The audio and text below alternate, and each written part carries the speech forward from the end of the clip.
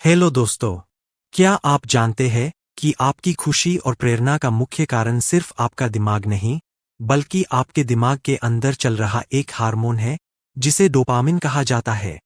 इस वीडियो में हम master your dopamine by Nick Trenton पुस्तक को एक कहानी के माध्यम से सीखेंगे कि कैसे आप डोपामिन को नियंत्रित करके अपनी आदतें बदल सकते हैं और स्थायी सफलता पा सकते हैं। तो चलिए शुरू करते हैं। एक दिन राहुल ने महसूस किया कि उसकी जिंदगी अजीब तरह से थकाने वाली हो गई है।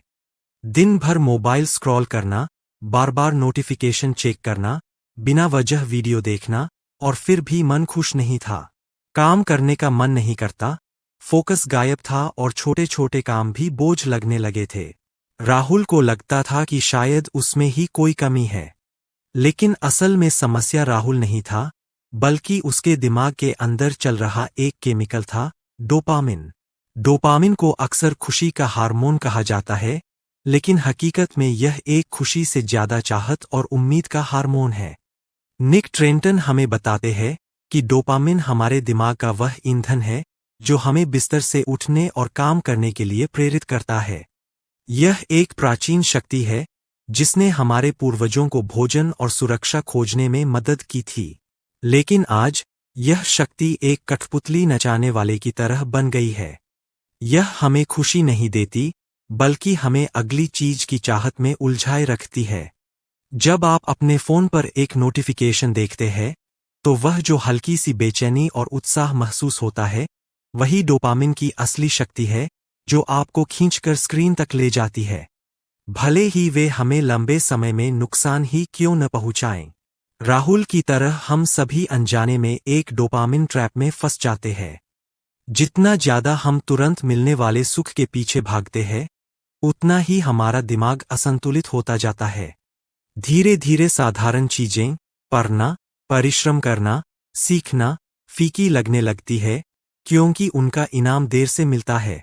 हमारा दिमाग हाई स्टिमुलेशन का आदी हो जाता है और लो एफर्ट सुख हमें कंट्रोल करने लगता है। इस अध्याय का सबसे बड़ा संदेश यही है कि डोपामिन बुरा नहीं है, लेकिन अनियंत्रित डोपामिन खतरनाक है। डोपामिन को खत्म करना हमारा लक्ष्य नहीं है, बल्कि इसे मास्टर करना हमारा लक्ष्य है। यह शक्ति एक तेज घोड़े की तरह है। यदि आपके हाथ में लगाम नहीं है, तो यह आपको कहीं भी गिरा सकती है। इस अध्याय का सार यह है कि जागरूकता ही आपकी सबसे बड़ी ढाल है। जब हम समझ जाते हैं कि हमारा दिमाग कैसे काम करता है और कंपनियां आपके डोपामिन का इस्तेमाल आपको गुलाम बनाने के लिए कैसे कर रही है, तभी आप अपने जीवन का नियंत्रण वापस ले सकते हैं। यह ऑडियोबुक आपको उस सफर पर ले जाएगी जहां आप अपनी इच्छाओं के शिकार नहीं, बल्कि उनके मालिक बनेंगे। अध्याय 2, डोपामिन कैसे आपको कंट्रोल करता है। सुबह का वक्त था। अलार्म बज चुका था, लेकिन मुकेश का हाथ अपने आप मोबाइल की तरफ बढ़ गया। बस 2 मिनट सोशल मीडिया देख लेता हूं, उसने खुद से कहा। 2 मिनट कब 30 मिनट बन गए उसे पता ही नहीं चला। जब तक वह बिस्तर से उठा, दिमाग पहले ही थक चुका था। असल में मुकेश आलसी नहीं था, वह डोपामिन के जाल में फंस चुका था, वह केमिकल जो हमें बार बार आसान सुख की तरफ खींचता है। डोपामिन हमें खुशी नहीं देता, बल्कि खुशी की उम्मीद देता है। यही वजह है कि हम काम पूरा होने से पहले ही फोन चेक करते हैं, वीडियो स्किप करते हैं और जल्दी मिलने वाले मजे को चुनते हैं। मुकेश भी यही कर रहा था। हर नोटिफिकेशन, हर लाइक, हर छोटा वीडियो उसके दिमाग को एक संकेत दे रहा था, यह आसान है, यह तुरंत अच्छा लगेगा। धीरे धीरे उसका दिमाग परिश्रम वाले कामों से दूर भागने लगा। समस्या तब बढ़ती है जब डोपामिन का लेवल हर वक्त ऊंचा रहता है। तब साधारण चीजें जैसे पढ़ाई, एक्सरसाइज या गहरा काम उबाऊ लगने लगती है। मुकेश को भी किताब पढ़ने में मन नहीं लगता था, जबकि पहले उसे पढ़ना पसंद था। कारण साफ था, उसका दिमाग अब हाई स्टिमुलेशन का आदी हो चुका था। उसे शांति नहीं, शोर चाहिए था। इस अध्याय का असली संदेश यही है, अगर आप अपने डोपामिन को कंट्रोल नहीं करेंगे, तो वह आपको कंट्रोल करेगा। आज़ादी का मतलब यह नहीं कि आप जो मन करे वो करें, बल्कि यह है कि आप जरूरी चीजों पर टिके रह सकें। जैसे जैसे मुकेश ने यह समझा, उसने छोटे छोटे बदलाव शुरू किए। फोन से दूरी, काम के बीच ब्रेक और बिना डिस्ट्रैक्शन के बैठना। यहीं से उसकी असली रिकवरी शुरू हुई। अध्याय 3, डोपामिन ट्रैप। क्यों हम वही करते रहते हैं जो हमें नुकसान देता है। सुबह का वक्त था। मुकेश ने तय किया था कि आज वह अपना फोन हाथ में नहीं लेगा और सीधे काम पर बैठेगा। लेकिन जैसे ही उसने आंखें खोलीं, बिना सोचे उसका हाथ तकिए के पास पड़ा फोन ढूंढने लगा।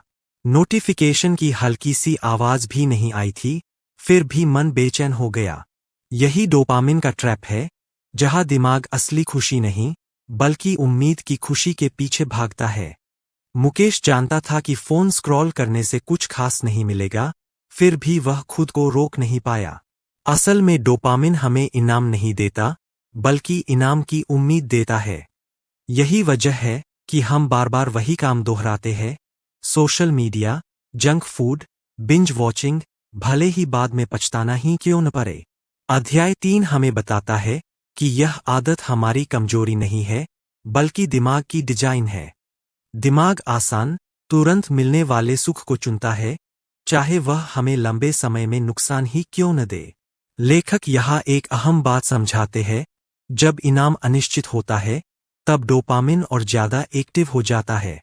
जैसे हर बार फोन खोलने पर कुछ नया मिलेगा या नहीं यह पता नहीं होता। यही अनिश्चितता हमें और ज्यादा लत में फंसाती है। ठीक वैसे ही जैसे जुआ, रील्स या नोटिफिकेशन, कभी मजेदार, कभी बेकार, लेकिन दिमाग हर बार उम्मीद लगाए बैठा रहता है। इस अध्याय का सबसे बड़ा सबक यह है कि डोपामिन ट्रैप से निकलने का पहला कदम है जागरूकता। जब आप यह समझने लगते हैं कि आपका मन आपको बहला रहा है, तब आप ऑटो पायलट मोड से बाहर आते हैं। जैसे ही मुकेश ने यह महसूस किया कि वह फोन नहीं, बल्कि डोपामिन की उम्मीद पकड़ रहा है, उसने फोन साइड में रखा और गहरी सांस ली। बदलाव वही से शुरू होता है, जब आप प्रतिक्रिया देने से पहले रुकना सीख जाते हैं। अध्याय 4, डोपामिन ट्रैप्स। क्यों हम फंसते चले जाते हैं। मुकेश को अब समझ आने लगा था कि समस्या आलस की नहीं है, बल्कि उस अदृश्य जाल की है, जिसमें वह हर दिन फंसता जा रहा था।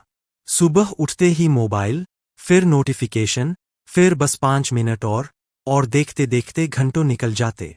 उसे लगता था कि ये छोटी छोटी खुशियां उसे रिलैक्स कर रही है, लेकिन असल में उसका दिमाग बार बार आसान डोपामिन की मांग करने लगा था। बिना परिश्रम, बिना इंतजार, बस तुरंत मजा। निक ट्रेंटन इस अध्याय में बताते हैं कि यही डोपामिन ट्रैप है। जब हमारा दिमाग बार बार तेज और आसान रिवॉर्ड्स का आदी हो जाता है, तो वह मुश्किल कामों से भागने लगता है। पढ़ाई, काम, फिटनेस या कोई लक्ष्य, सब उबाऊ लगने लगता है। मुकेश ने महसूस किया कि वह काम से नहीं, बल्कि उस बेचैनी से भाग रहा था जो बिना डोपामिन के पैदा होती है। धीरे धीरे मुकेश ने एक बात नोटिस की, जितना ज्यादा वह आसान मजे लेता, उतना ही कम संतुष्ट महसूस करता। वीडियो खत्म होते ही खालीपन, गेम जीतने के बाद भी बेचैनी। लेखक समझाते हैं कि ज्यादा डोपामिन हमें खुश नहीं बनाता, बल्कि हमारी खुशी की सीमा को नीचे गिरा देता है। वही चीज जो पहले खुशी देती थी, अब बोरिंग लगने लगती है। इस अध्याय का सबसे बड़ा सबक मुकेश के लिए यह था, डोपामिन से लड़ना नहीं है, उसे समझदारी से इस्तेमाल करना है। अगर वह हर पल खुद को एंटरटेन करता रहेगा, तो उसका दिमाग कभी मजबूत नहीं बनेगा। लेकिन अगर वह थोड़ी देर बोरियत सहना सीख ले, बिना रिवॉर्ड के काम करे, तो वही दिमाग फिर से फोकस, अनुशासन और असली खुशी की ओर लौट सकता है। अध्याय 5, डोपामिन ट्रैप से बाहर निकलना। मुकेश ने अब एक बात साफ समझ ली थी, उसकी थकान परिश्रम की वजह से नहीं, बल्कि गलत आदतों की वजह से थी। सुबह उठते ही मोबाइल, दिन भर नोटिफिकेशन, रात को बिना मतलब स्क्रॉलिंग, ये सब उसे खुशी का छोटा सा झटका तो देते थे, लेकिन अंदर से खाली कर देते थे। लेखक बताते हैं कि यही डोपामिन ट्रैप है, जहां दिमाग आसान और तुरंत मिलने वाले सुख का आदी हो जाता है और असली जिंदगी के काम बोझ लगने लगते हैं। निक ट्रेंटन हमें बताते हैं कि जब हम अपनी बुरी आदतों को छोड़ते हैं, तो हमारे जीवन में एक खालीपन पैदा हो जाता है। अगर इस खालीपन को सही और सार्थक कार्यों से नहीं भरा गया तो हमारा दिमाग वापस उन्हीं पुरानी आदतों की ओर भागेगा। यह अध्याय हमें सिखाता है कि हमें नकली खुशियों को सार्थक खुशियों से बदलना होगा। एक दिन मुकेश ने छोटा सा प्रयोग किया। उसने तय किया कि हर बार जब मन बिना वजह मोबाइल उठाने को कहेगा, वह 5 मिनट रुककर खुद से पूछेगा, क्या यह जरूरी है? शुरू में यह बहुत कठिन लगा, दिमाग बेचैन हुआ, जैसे कुछ छिन गया हो। लेकिन यही बेचैनी असल में संकेत थी कि उसका डोपामिन सिस्टम रीसेट होना शुरू हो चुका है। किताब समझाती है कि डोपामिन को कंट्रोल करने का पहला कदम है डिले करना, तुरंत सुख को थोड़ा टालना। धीरे धीरे मुकेश ने एक और बदलाव किया। उसने अपने दिन में ऐसे काम जोड़े जिनका इनाम तुरंत नहीं मिलता, जैसे सुबह टहलना, लिखना, बिना म्यूजिक के पढ़ना। शुरुआत में ये काम फीके लगे, लेकिन कुछ हफ्तों बाद उसने महसूस किया कि उसकी एकाग्रता बढ़ रही है और मन ज्यादा स्थिर रहने लगा है। लेखक कहता है कि जब हम कठिन लेकिन अर्थपूर्ण काम चुनते हैं, तो डोपामिन हमारे खिलाफ नहीं, हमारे साथ काम करने लगता है। अध्याय का सार यही है, डोपामिन को खत्म नहीं करना है, बल्कि उसे सही दिशा देनी है। जो चीजें हमें बिना परिश्रम के सुख देती है, वही हमें धीरे धीरे कमजोर बनाती है। और जो चीजें शुरुआत में कठिन लगती है, वही लंबे समय में आत्मविश्वास, शांति और असली खुशी देती है। जैसे मुकेश ने सीखा, डोपामिन का मालिक बनो, गुलाम नहीं। अध्याय 6, डोपामिन और फोकस की लड़ाई। सुबह का समय था। मुकेश ने तय किया था कि आज वह बिना किसी डिस्ट्रैक्शन के अपने काम पर पूरा फोकस करेगा। लेकिन जैसे ही उसने लैपटॉप खोला, मोबाइल पर नोटिफिकेशन चमक उठा, एक मैसेज, फिर एक रील, फिर एक वीडियो। उसे लगा वह बस 2 मिनट देखेगा, लेकिन 2 मिनट कब 20 बन गए, पता ही नहीं चला। असल में यह आलस नहीं था, यह डोपामिन की खींच थी। दिमाग आसान और तुरंत मिलने वाले इनाम की तरफ भाग रहा था। निक ट्रेंटन इस अध्याय में बताते हैं कि हमारा फोकस इसलिए कमजोर नहीं होता क्योंकि हम कमजोर हैं, बल्कि इसलिए क्योंकि हमारा दिमाग बार बार हाई डोपामिन चीजों का आदी हो चुका है। Social media, short video, notification, ये सब दिमाग को छोटे छोटे इनाम देते हैं। इसके मुकाबले पढ़ाई, काम या किसी लक्ष्य पर ध्यान देना धीमा और मेहनत वाला लगता है, इसलिए दिमाग उससे बचने लगता है। लेकिन कहानी यहीं खत्म नहीं होती। लेखक समझाते हैं कि फोकस को वापस पाया जा सकता है, डोपामिन को दुश्मन बनाकर नहीं, बल्कि उसे समझकर। जब हम जानबूझकर डिस्ट्रैक्शन कम करते हैं, जैसे नोटिफिकेशन बंद करना, मोबाइल दूर रखना या एक समय में सिर्फ एक काम करना, तब दिमाग धीरे धीरे फिर से गहराई से सोचने की क्षमता सीखता है। शुरुआत में यह बोरिंग लगता है, लेकिन यही बोरियत असल में फोकस की ट्रेनिंग होती है। अध्याय का सबसे बड़ा संदेश यह है कि फोकस कोई जादू नहीं, बल्कि एक स्किल है। जब हम आसान सुखों को थोड़ी देर के लिए टालना सीखते हैं, तब दिमाग बड़े और लंबे इनामों के लिए तैयार होता है। जिस दिन आप बिना मोबाइल देखे 30 मिनट भी गहराई से काम कर लेते हैं, उसी दिन आप डोपामिन पर नहीं, बल्कि अपने दिमाग पर कंट्रोल लेना शुरू कर देते हैं। अध्याय 7, डोपामिन और अनुशासन। सुबह का समय था। मोबाइल की स्क्रीन फिर से जग चुकी थी, लेकिन इंसान अब भी बिस्तर पर पड़ा था। उसे पता था कि आज जरूरी काम करने हैं, एक्सरसाइज, पढ़ाई, फोकस वाला काम, लेकिन उंगलियां अपने आप सोशल मीडिया खोल चुकी थीं। यही वो पल है जहां निक ट्रेंटन इस अध्याय में एक सच्चाई बताते हैं, अनुशासन की कमी नहीं होती, बल्कि डोपामिन का गलत इस्तेमाल होता है। इस अध्याय में लेखक समझाते हैं कि हम अक्सर सोचते हैं कि सफल लोग ज्यादा मोटिवेटेड होते हैं, जबकि सच यह है कि वे अपने डोपामिन को कंट्रोल करना जानते हैं। वे हर पल खुद को रिवॉर्ड नहीं देते। जब आप बिना मेहनत के लगातार मनोरंजन लेते रहते हैं, रील्स, गेम्स, जंक फूड, तो दिमाग मेहनत वाले काम को बेकार समझने लगता है।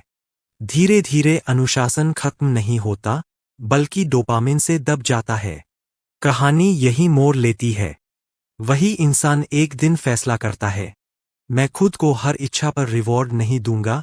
उसने फोन को दूर रखा, काम पूरा होने के बाद ही ब्रेक लिया।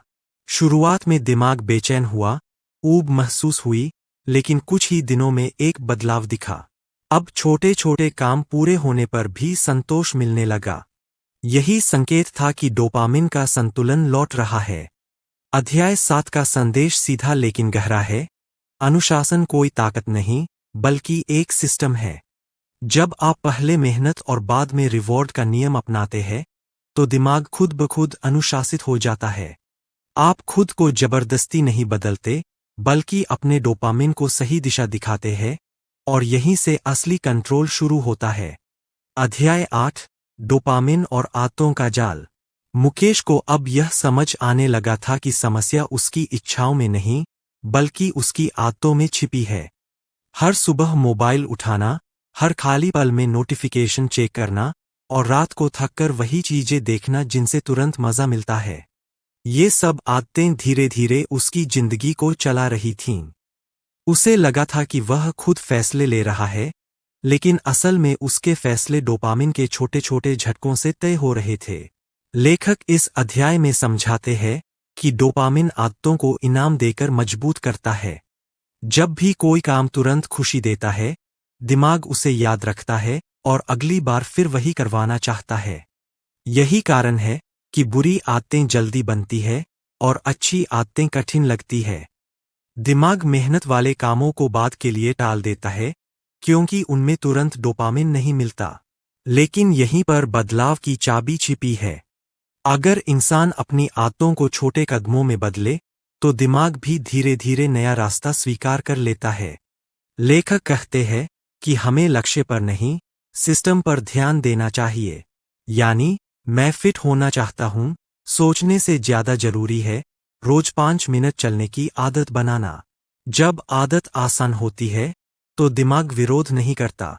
अध्याय का सबसे गहरा संदेश यही है कि आप डोपामिन को अपना दुश्मन नहीं, बल्कि अपना औजार बना सकते हैं। जब आप मेहनत, अनुशासन और धैर्य को छोटे छोटे इनामों से जोड़ देते हैं, तब दिमाग खुद आपके साथ काम करने लगता है।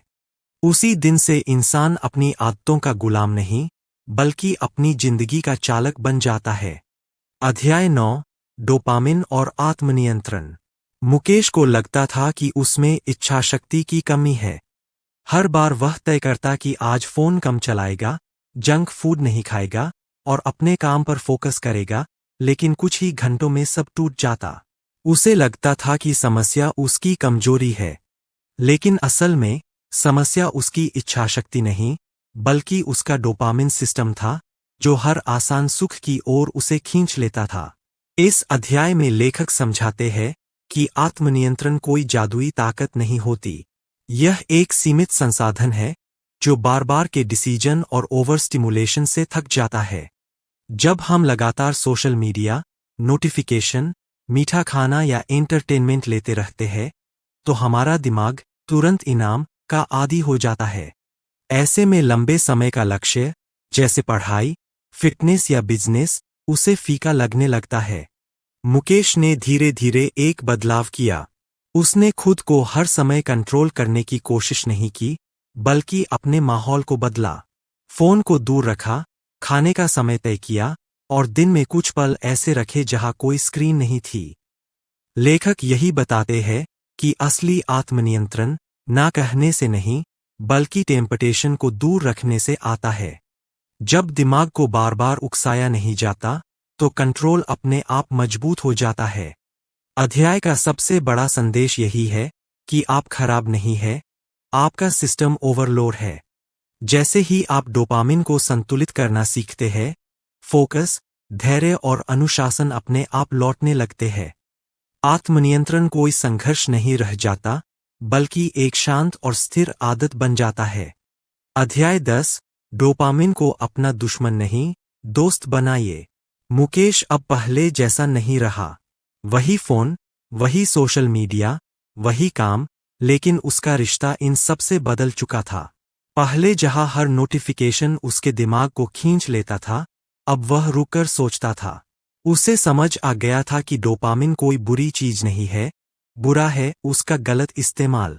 अध्याय 10 हमें यही सिखाता है कि समस्या डोपामिन नहीं, बल्कि उस पर हमारा कंट्रोल न होना है। लेखक बताते हैं कि डोपामिन को खत्म करने की जरूरत नहीं है, बल्कि उसे सही दिशा देने की जरूरत है। अगर आप हर समय सिर्फ आसान सुख, reels, junk food, online scrolling से डोपामिन लेते रहेंगे, तो दिमाग मेहनत वाले कामों से भागने लगेगा। लेकिन जब आप छोटे छोटे लक्ष्य तय करते हैं और उन्हें पूरा करते हैं, तब वही डोपामिन आपको मजबूत, अनुशासित और आत्मविश्वासी बनाता है। मुकेश ने एक छोटा सा नियम बनाया, पहले मेहनत, फिर इनाम, सुबह का सबसे जरूरी काम पहले, और उसके बाद ही मोबाइल या आराम। शुरू में मुश्किल हुआ, लेकिन कुछ हफ्तों में उसका दिमाग बदलने लगा। अब उसे काम पूरा करने में भी वही खुशी मिलने लगी जो पहले सिर्फ स्क्रीन से मिलती थी। यही डोपामिन का सही उपयोग है, तुरंत सुख नहीं, बल्कि लंबे समय की संतुष्टि। अध्याय 10 का असली संदेश यही है, आप डोपामिन से भाग नहीं सकते, लेकिन उसे ट्रेन जरूर कर सकते हैं। जब आप अपने दिमाग को यह सिखा देते हैं कि असली खुशी अनुशासन, उद्देश्य और प्रगति में है, तब आपकी जिंदगी अपने आप पटरी पर आने लगती है। डोपामिन तब आपका मालिक नहीं, आपका सबसे ताकतवर साथी बन जाता है। अध्याय 11, संतुलन ही असली जीत है। मुकेश अब यह समझ चुका था कि डोपामिन दुश्मन नहीं है, लेकिन अगर उस पर लगाम न हो तो वही दोस्त हमें गलत रास्ते पर ले जाता है। पहले वह या तो पूरी तरह खुद को कंट्रोल करने की कोशिश करता था, या फिर पूरी तरह ढीला छोड़ देता था। लेकिन अब उसे एहसास हुआ कि असली समस्या अत्यधिक कंट्रोल या अत्यधिक लापरवाही दोनों में है। जिंदगी ब्लैक या व्हाइट नहीं, बल्कि ग्रे शेड्स में चलती है। इस अध्याय में लेखक समझाते हैं कि डोपामिन को पूरी तरह खत्म करना नामुमकिन है और नहीं जरूरी। असली कला है संतुलन बनाना। अगर आप हर खुशी से खुद को वंचित कर लेंगे, तो दिमाग विद्रोह करेगा, और अगर हर इच्छा को तुरंत पूरा करेंगे, तो दिमाग कमजोर बन जाएगा। सही रास्ता है खुशी को कमाना, न कि तुरंत पा लेना। मुकेश ने अब छोटे छोटे नियम बनाए, काम के बाद ही मनोरंजन, मेहनत के बाद ही इनाम। सोशल मीडिया को पूरी तरह छोड़ने के बजाय उसने समय तय कर लिया। उसे महसूस हुआ कि जब खुशी इंतजार के बाद मिलती है, तो वह ज्यादा गहरी और सच्ची होती है। डोपामिन अब उसे कंट्रोल नहीं करता था, बल्कि वह डोपामिन का इस्तेमाल करना सीख गया था। अध्याय 11 हमें यह सिखाता है कि आत्मानुशासन का मतलब कठोर बनना नहीं है, बल्कि समझदार बनना है। जब हम अपने दिमाग की रसायन को समझ लेते हैं, तो हम खुद को सजा नहीं देते, हम खुद को ट्रेन करते हैं। और यही ट्रेनिंग धीरे धीरे हमें एक बेहतर, शांत और फोकस्ड इंसान बना देती है। अध्याय 12 हमें एक बहुत सादा लेकिन गहरी सच्चाई सिखाता है, डोपामिन हमारा दुश्मन नहीं है, बल्कि एक ताकतवर औजार है। कहानी एक ऐसे व्यक्ति से शुरू होती है, जिसने सालों तक खुद को अनमोटिवेटेड समझा। उसे लगता था कि उसमें इच्छाशक्ति की कमी है। लेकिन जैसे जैसे उसने अपने व्यवहार को समझना शुरू किया, उसे एहसास हुआ कि समस्या उसकी काबिलियत में नहीं, बल्कि उसके डोपामिन के गलत इस्तेमाल में थी।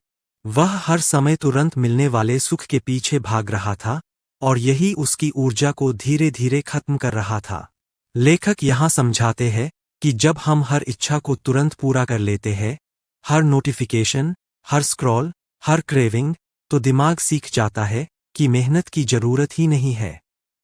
नतीजा यह होता है कि लंबे समय के लक्ष्य जैसे पढ़ाई, फिटनेस, काम या आत्मविकास हमें बोझ लगने लगते हैं। लेकिन जैसे ही वह व्यक्ति छोटी छोटी जीतों को टालना और बड़े मकसद के लिए रुकना सीखता है, उसका दिमाग दोबारा ट्रेन होने लगता है। अब उसे शॉर्टकट नहीं, प्रोग्रेस से खुशी मिलने लगती है। अध्याय 12 का सबसे बड़ा संदेश यह है कि डोपामिन को दबाना नहीं, दिशा देनी होती है। अगर आप अपने दिन को इस तरह डिजाइन करें कि मेहनत के बाद इनाम मिले, डिसिप्लिन के बाद आनंद मिले, तो डोपामिन खुद आपके पक्ष में काम करने लगता है। लेखक कहते हैं, आप जैसा व्यवहार रोज दोहराते हैं, आपका दिमाग वैसा ही इंसान बना देता है। इसलिए अगर आप खुद को बेहतर बनाना चाहते हैं, तो पहले अपने रिवॉर्ड सिस्टम को बदलना होगा। अंत में यह अध्याय हमें एक शांत लेकिन मजबूत एहसास देता है, आप अपने दिमाग के गुलाम नहीं हैं।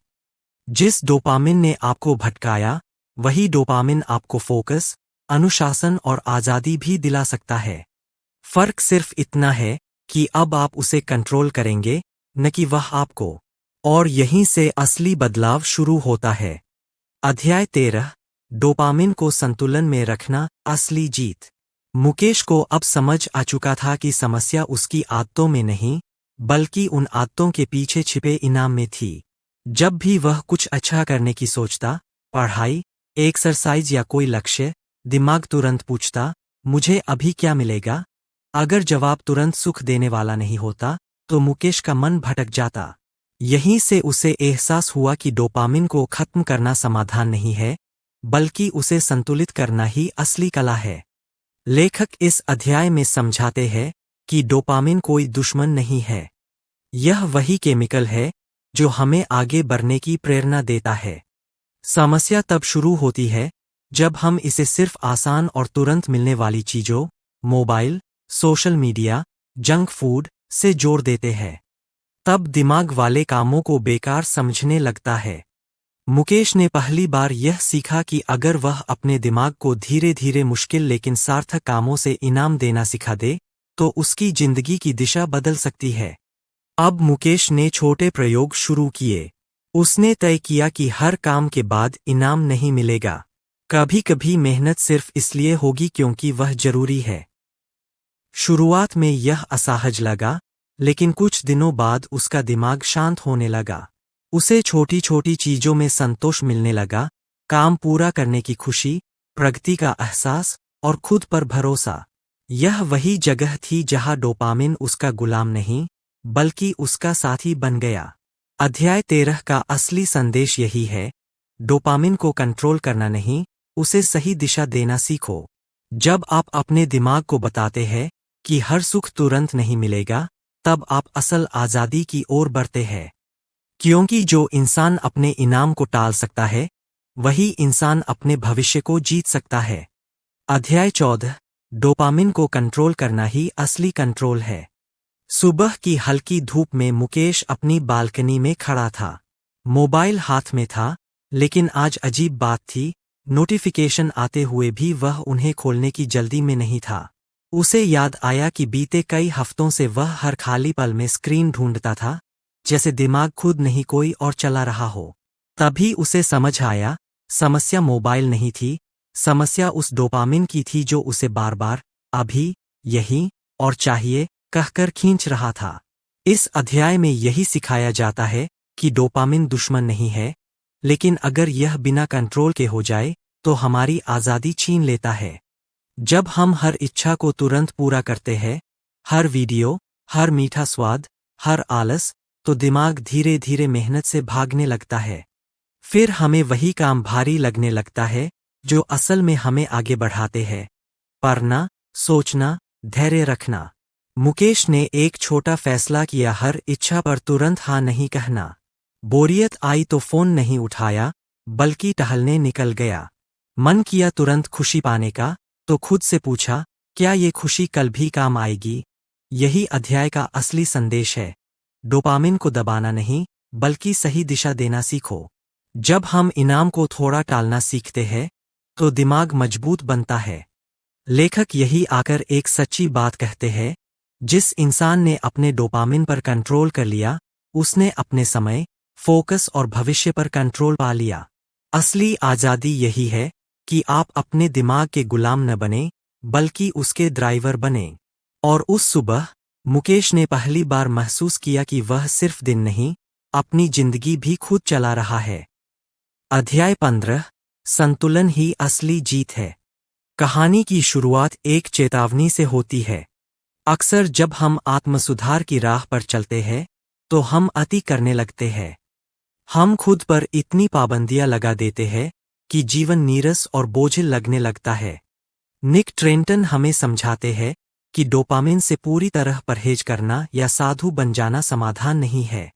यदि आप अपने दिमाग को हर तरह के आनंद से वंचित कर देंगे, तो एक दिन आपका मानसिक संतुलन बिगड़ जाएगा और आप पहले से भी बुरी तरह उन व्यसनों की ओर लौटेंगे। असली जीत परहेज में नहीं, बल्कि संतुलन में है। इस अध्याय का मुख्य दर्शन बुद्ध के मध्यम मार्ग से प्रेरित है। लेखक हमें सिखाते हैं कि हमें डोपामिन के उपयोग और दुरुपयोग के बीच की रेखा को पहचानना होगा।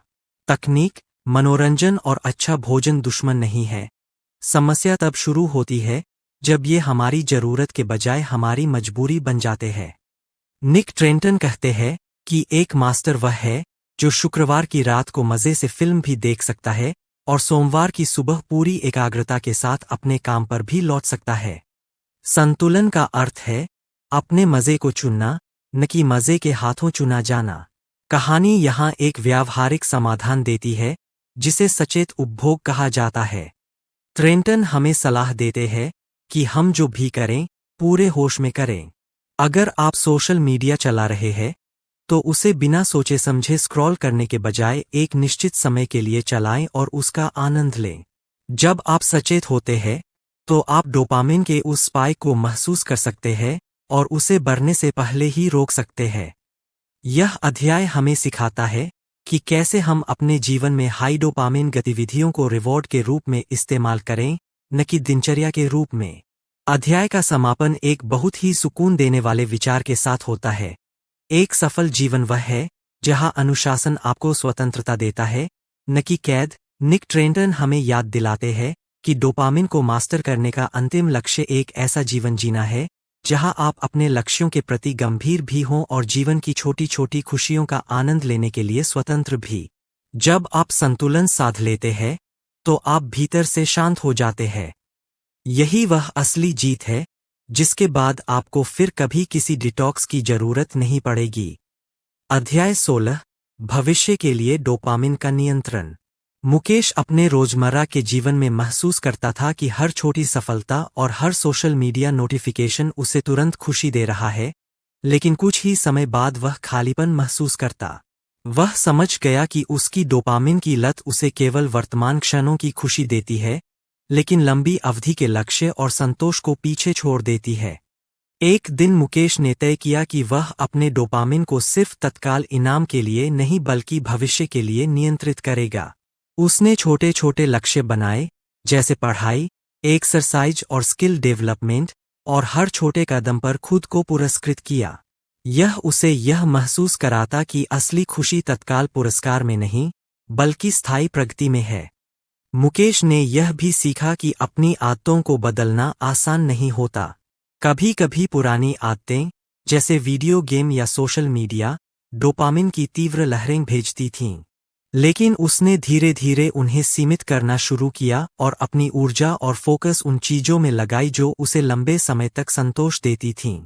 लेखक मशहूर मार्शमैलो टेस्ट का उदाहरण देते हुए समझाते हैं कि जो लोग अपनी इच्छाओं को कुछ समय के लिए रोक सकते हैं वे जीवन में कहीं अधिक सफल होते हैं। जब आप डोपामिन को भविष्य के लिए बचाते हैं तो आप वास्तव में अपनी इच्छाशक्ति को मजबूत कर रहे होते हैं। निक ट्रेंटन कहते हैं कि हर बार जब आप तुरंत मिलने वाले मजे को मना करते हैं तो आप अपने भविष्य के लक्ष्यों के लिए एक डोपामिन फंड जमा कर रहे होते हैं, जो अंत में आपको एक बड़ी और स्थायी खुशी देता है। इस अध्याय में हमें यह समझने को मिलता है कि डोपामिन केवल खुशी का साधन नहीं है, बल्कि यह हमें प्रेरित भी कर सकता है अगर हम इसे सही दिशा में नियंत्रित करना सीखें। जैसे मुकेश ने भविष्य की तैयारी में इसे इस्तेमाल किया, वैसे ही हम भी अपने जीवन में डोपामिन को साधकर अधिक संतोष और सफलता पा सकते हैं। अध्याय 17, डोपामिन और दीर्घकालिक सफलता। मुकेश ने महसूस किया कि छोटी छोटी जीतों से मिलने वाली खुशी अस्थायी थी। उसे अब यह समझ आ गया था कि डोपामिन केवल उत्साह का स्रोत नहीं है, बल्कि इसे सही दिशा में इस्तेमाल करके दीर्घकालिक सफलता हासिल की जा सकती है। उसने अपने रोजमर्रा के निर्णयों में यह ध्यान रखना शुरू किया कि क्या यह उसे आज तो खुश कर रहा है या भविष्य में स्थायी संतोष देगा। उसने अपने समय को 2 हिस्सों में बांटना शुरू किया, एक हिस्सा तत्काल संतोष के लिए और दूसरा हिस्सा लंबी अवधि के लक्ष्यों के लिए। यह संतुलन उसे सीखने, निवेश करने और नए कौशल विकसित करने की प्रेरणा देता रहा। धीरे धीरे मुकेश ने देखा कि जो काम पहले मुश्किल लगते थे वे अब चुनौतीपूर्ण रोमांच की तरह महसूस होने लगे और उसके डोपामिन का उत्साह उसके स्थायी प्रगति के साथ जुड़ गया। मुकेश ने यह भी समझा कि कभी कभी असफलताएं और देरी भी डोपामिन को नियंत्रित करने का अवसर देती है। जब उसने तुरंत संतोष की उम्मीद छोड़ दी और छोटे कदमों पर ध्यान केंद्रित किया, तो उसने देखा कि स्थायी सफलता में खुशी की गहराई और भी बढ़ जाती है। इस अध्याय में यह स्पष्ट होता है कि डोपामिन सिर्फ खुशी का रसायन नहीं, बल्कि भविष्य को आकार देने वाला एक शक्तिशाली उपकरण है। जो लोग इसे समझकर अपने व्यवहार और आदतों में संतुलन बनाते हैं, वे न केवल अपने छोटे लक्ष्यों को पूरा करते हैं, बल्कि जीवन में दीर्घकालिक सफलता और संतोष भी प्राप्त करते हैं। अध्याय 18, डोपामिन का मास्टर। मुकेश अब अपने जीवन के बदलाव को महसूस कर रहा था। पहले वह हर छोटी खुशी के पीछे भागता रहता था, सोशल मीडिया नोटिफिकेशन, त्वरित इनाम या जल्दी मिलने वाली सफलता। लेकिन अब उसने समझ लिया था कि असली संतोष उन चीजों में है जो लंबी अवधि में स्थायी परिणाम देती है। डोपामिन अब उसका गुलाम नहीं था, वह उसे दिशा देने वाला साथी बन गया था। मुकेश ने अपने रोजमर्रा के फैसलों में इस संतुलन को अपनाया। उसने समय और ऊर्जा उन गतिविधियों में लगाना शुरू किया जो न केवल उसे तुरंत खुशी दें, बल्कि भविष्य में उसे स्थायी सफलता और संतोष भी दिलाएं। पढ़ाई, स्किल डेवलपमेंट, स्वस्थ जीवनशैली और रचनात्मक काम, हर कदम पर उसने यह ध्यान रखा कि यह उसके डोपामिन को सकारात्मक रूप से बढ़ाए। वह समझ गया कि डोपामिन नियंत्रण के बिना केवल तात्कालिक खुशी देता है, लेकिन सही दिशा में इस्तेमाल करने पर यह प्रेरणा, फोकस और दीर्घकालिक सफलता का स्रोत बन सकता है। छोटी छोटी आदतों की लगातार प्रगति ने उसके जीवन को स्थायी संतोष और आत्मविश्वास से भर दिया। निक ट्रेंटन हमें याद दिलाते हैं कि डोपामिन को मास्टर करने की असली परीक्षा तब नहीं होती जब सब कुछ अच्छा चल रहा हो, बल्कि तब होती है जब आप मुश्किल दौर में हों। यदि आप तनाव के क्षणों में खुद को संभालना सीख जाते हैं, तो आप दुनिया के उन चुनिंदा लोगों में शामिल हो जाते हैं जिनके जीवन का नियंत्रण उनके अपने हाथों में है। अंत में, यह अध्याय हमें यह सिखाता है कि डोपामिन का मास्टर वही है जो अपने त्वरित आकर्षणों को नियंत्रित करता है, अपनी आदतों को सुधारता है और दीर्घकालिक लक्ष्यों के लिए लगातार काम करता है। जब हम इसे समझकर अपने जीवन में लागू करते हैं, तो खुशी और सफलता सिर्फ परिवर्तनशील नहीं, बल्कि स्थायी बन जाती है। तो दोस्तों, यह था मास्टर योर डोपामिन, जहां हमने बाय निक ट्रेंटन के मूल सिद्धांतों को समझा। अगर आपको यह वीडियो पसंद आया हो, तो लाइक और शेयर जरूर करें। और हाँ, ऐसे और ज्ञानवर्धक ऑडियो बुक के लिए हमारे चैनल को सब्सक्राइब करें और नोटिफिकेशन बेल को दबाएं। याद रखें, डोपामिन को मास्टर करना ही दीर्घकालिक सफलता की चाबी है। धन्यवाद।